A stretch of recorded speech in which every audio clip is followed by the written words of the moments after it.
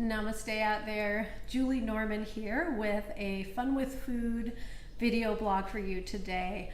We are going to make granola. This is a vegan version of a family favorite of ours that I've played with for a while and have gotten really down to a science to make a yummy, crispy, nutritious granola. So dive in. You can also check out the rest of the blog for written instructions and pictures and other tips of what you can add in your granola. But for now, gather your ingredients. I'll show you a picture of what you'll need, and let me just run down that list for you. So looking at the picture, you have flour. We'll need a 1/2 cup flour, 3 cups of rolled oats. I'm using gluten-free in case folks have that consideration. Dates, if you like to put those in there, they're really great for sweetness and texture. Almonds or pecans or any kind of nut that you like. Some cacao nibs are awesome to bring chocolate into the mix.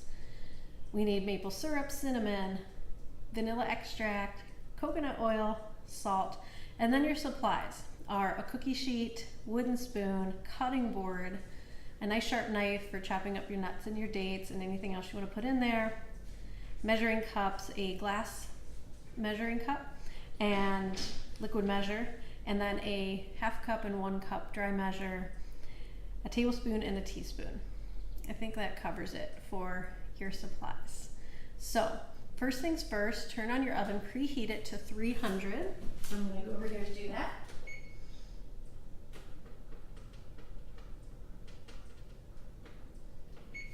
And I'm also going to start heating up or melting my coconut oil. So the liquid mixture, you're going to do everything in one bowl. I'm going to show you as I go through it. The liquid mixture is coconut oil, the vanilla, and the syrup. So what I do is I just put, fill about, with solid coconut oil, fill it a little above the 1/2 cup mark of the liquid measure.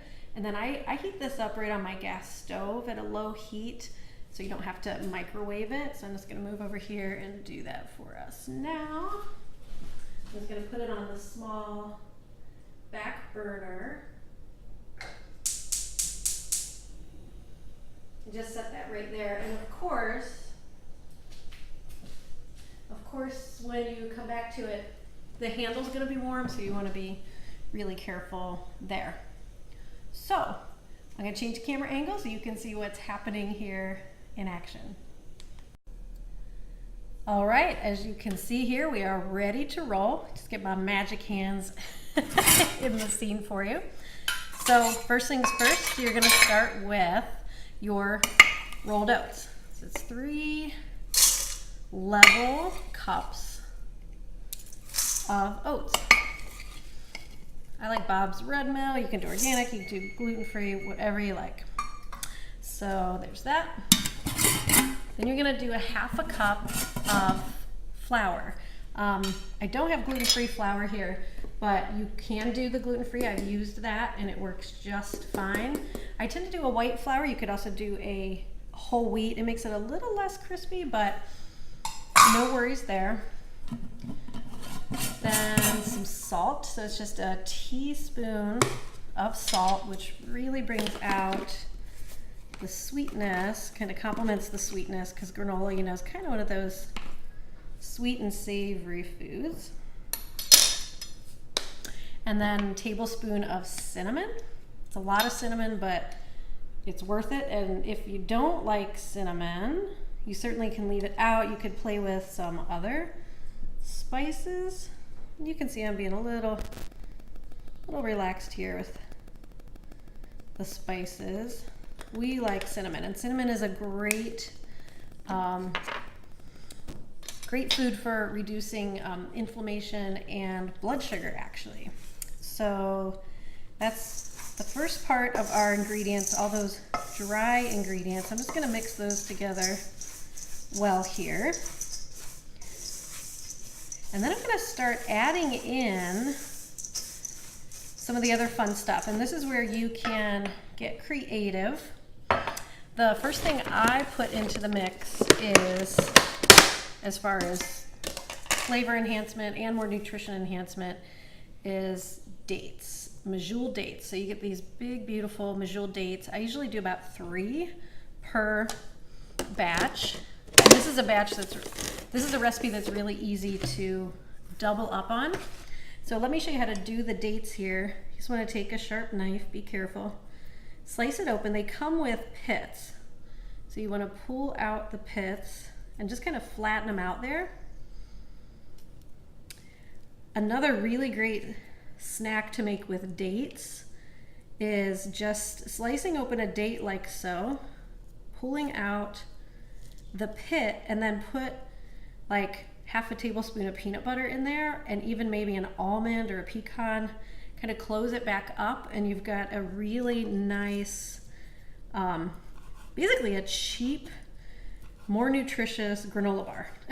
Think about how expensive the Lara bars and more of the power and granola bars you're finding out there these days. You know, they can be even $2, some even $2.50 each.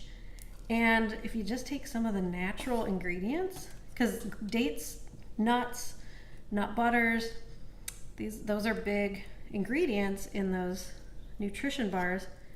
You can make your own. Just buy the separate ingredients. It takes just minutes to put those together. So here you'll see I just flatten the dates out, cut them lengthwise, and then I'm cutting them into little kind of nuggets. That's one of my favorite words. Nuggets. Put them in here. This gets a little messy. The dates are sticky. And if you have kids in the house, bigger kids could help with this step. Little ones can help with the next step, which I'll show you here in just a second. Let's get through the rest of this date. So that takes a while, and I didn't want to do that all beforehand because I want to really, let me go through the whole process with me here. Now, what you want to do when after you cut those dates up is work them into the dry mixture. You almost want to cover each piece of date. Make sure it gets some flour on it, because then that's going to help it separate out, and you won't have big chunks of dates and then no dates in other places in your batch of granola. So just mix it around, and of course you'll get some stuck together. Let's kind of feel it out. It's fun to get dirty. Checking on our coconut oil back there. Looks like it is melted. So I'm gonna just turn the oven off quick. I didn't add in our supply list the towel that you need nearby and cookie sheet. Also the big silver bowl. You probably figured that out. So we turned our coconut oil off to start to cool. Now, in addition to dates, I tend to put cocoa nibs in my batch, and these are just, this is raw chocolate. This is chocolate just in its most pure form. Super good stuff. Called cacao nibs. And then I like to do almonds. Certainly you can do any other kind of nut. Cashews, pecans, walnuts. So, and then again, carefully with your knife, just chop these up. You can do pretty big chunks. I like them to get a little smaller. Just take your time. Sometimes they shoot across the room. Could use safety goggles if necessary. Just kind of make it happen here. Leave some bigger chunks. If you want to use your food processor or your Vitamix, if you have a Vitamix, it's a super powerful, awesome, more than a blender that is made right here in Ohio, actually. I did some wellness consulting for Vitamix, and it's a great product. You can, I'm not doing a promo, it just comes to mind in terms of, it does things like chopped nuts, makes peanut butter or almond butter. It can make nut milks. Just lots of options while we're on the topic of food. That looks pretty good there. So just gonna dump those nuts right on in the mix. And then we're almost done. You can take your spoon, mix that up. So essentially that's our dry mix. That's it. Except for, you know, sometimes I'll throw sunflower seeds in. You can do anything you want there. So next, we grab our coconut oil. And you can see here I've got, actually got a little full, it's a little more than half a cup. Originally I started with more and then I cut it back. So half a cup of coconut oil and half a cup of maple syrup is what makes the liquid portion of this. And that I do want you to be specific with because it really makes a difference on the crunch. So you can see here, I'm just perfect. Got to my half a cup of coconut oil melted, and then I'm gonna match that with half a cup of good old maple syrup. And then put your vanilla extract, 1 teaspoon. Put that in with the other liquids. I don't know if it matters, but I actually mix those up a little bit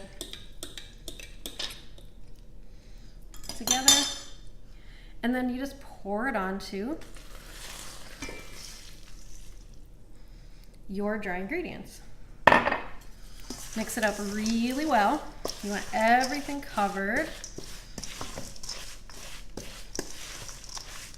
If it feels a little too soupy, throw a few more oats in, but it will be pretty wet. So a nice even mixture here. Again, if you have kids around, you could get them in on the game with their hands. Sometimes I'll mix it with my hands, but I'm gonna keep it a little cleaner here today. Nice.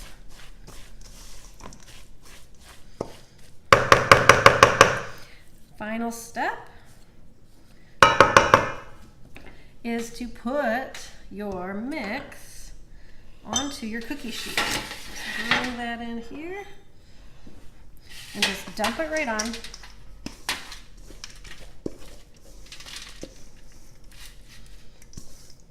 You might want to get a spatula to scrape all of it out. You want all that goodness. And this batch fits really nicely on your standard cookie sheet. Get all that off of there and then spread it out. You want a nice thin layer. You want it to take up the entire sheet.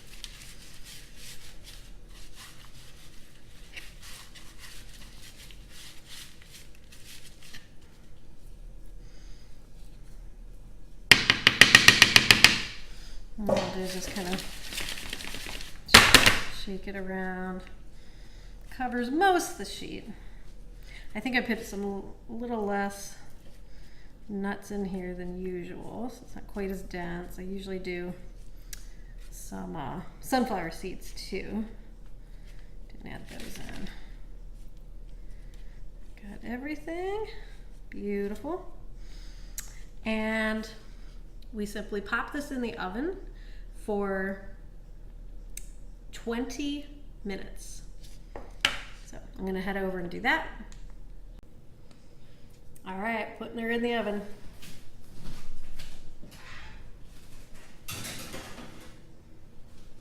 Don't forget to set your timer. I have a timer here on my microwave, 20 minutes.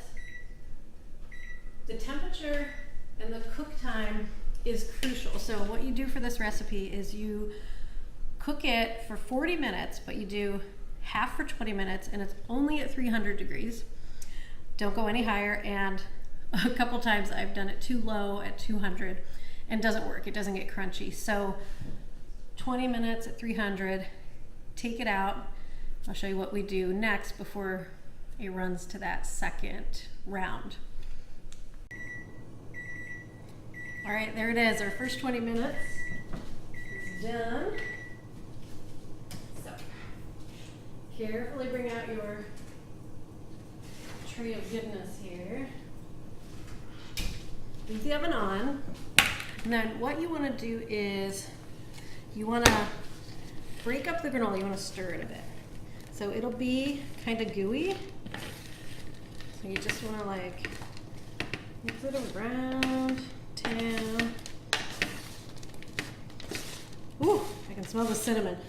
Tablespoon could be a lot of cinnamon. You don't have to do that. You could do a teaspoon. You could do even more if you really like it. But you can also do like a pumpkin spice flavored granola and do like nutmeg and allspice and cinnamon in there. That's fun. So see, you just kind of arrange it. Again, stir it up, and then you're gonna put it in for your second round of 20 minutes.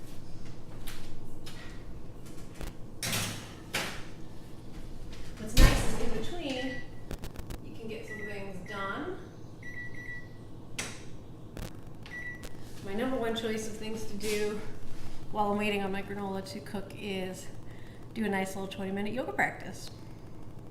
Or truth be told, I cleaned up the kitchen this last time and took out my compost. So I think for the second 20 minutes, I'll do that practice. See you back soon. It's that time again. So second round, gonna turn off our timer, turn off your oven. You definitely don't want to forget that. And bring out your granola. Now, the second time you bring it out, you're gonna set it on a surface to cool. Don't stir it up.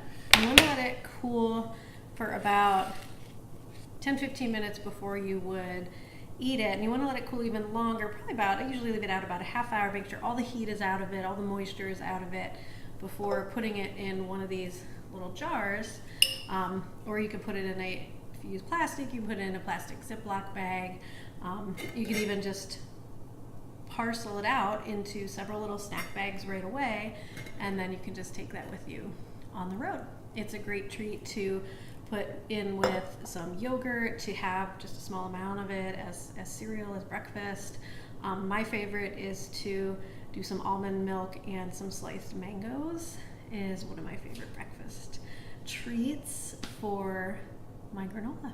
So thanks so much for tuning into the video blog here, and let me know if you have any questions and how your granola goes for you. Namaste. Testing 1, 2, testing 1, 2, 3.